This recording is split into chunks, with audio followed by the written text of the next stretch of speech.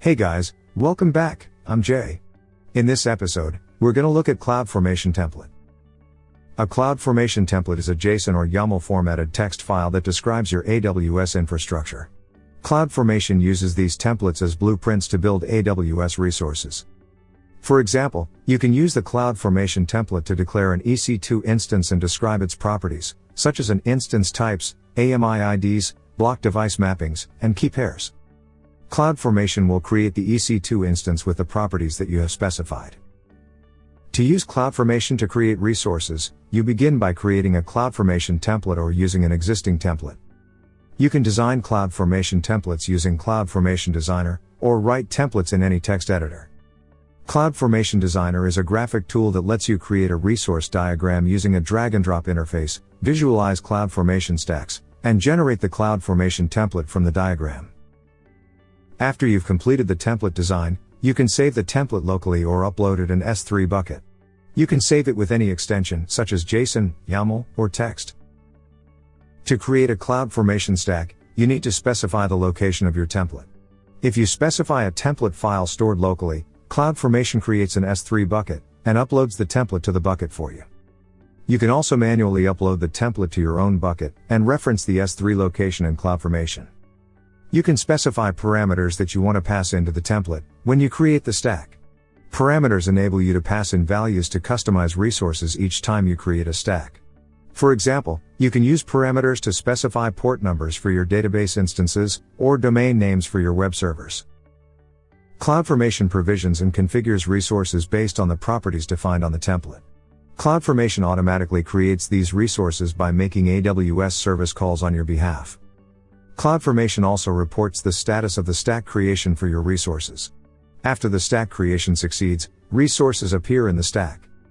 If the stack creation fails, CloudFormation rolls back changes by deleting the resources that are created. To update the stack resources, you don't need to manually delete the old stack and create a new stack.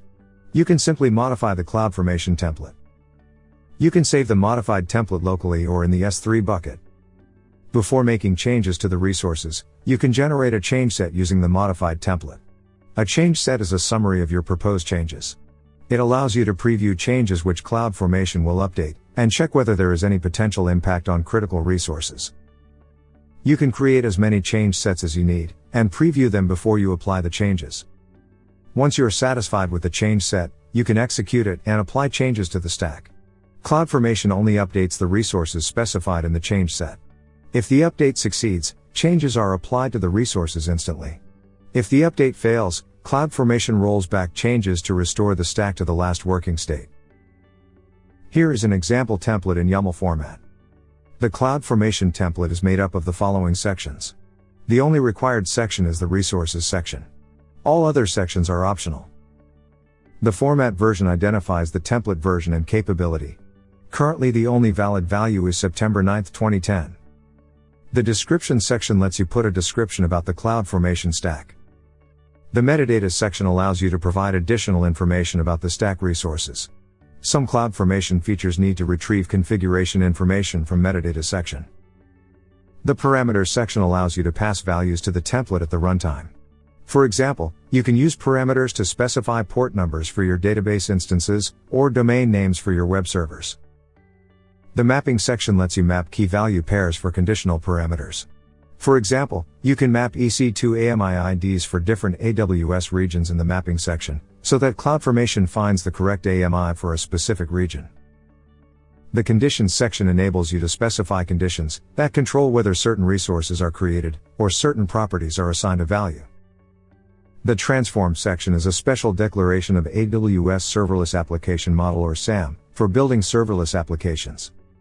The resources section specifies stack resources and properties that you want to create. This is the required section, as all resources are specified in this section. For example, you can specify an EC2 instance or an S3 bucket in the resources section. The outputs section allows you to export values, and view them in the stack outputs. For example, you can export the DynamoDB table name, or the S3 bucket name that you create. You can also import these outputs in other CloudFormation stacks. In this episode, we've learned the CloudFormation template. A CloudFormation template is a JSON or YAML file that allows you to create AWS resources. You can update CloudFormation stack resources by modifying the CloudFormation template. The CloudFormation template is made up of a collection of template sections, including format, version, description, metadata, parameters, mappings, conditions, transform, resources and output sections. The only required section is the resources section. All other sections are optional. Okay, that's all for CloudFormation template. Thanks for watching and see you in the next episode. Hope you've enjoyed watching this episode. If you liked the video, please help us and hit the like button. If you want to watch more tutorials, please subscribe to the Cloudemy TV channel. Make sure to turn on the notification and stay tuned. At Cloudemy, we're passionate about cloud and AI technology. Please share your feedback and thoughts in the comments below. Feel free to let us know what topics you'd like to watch. Happy watching and happy learning.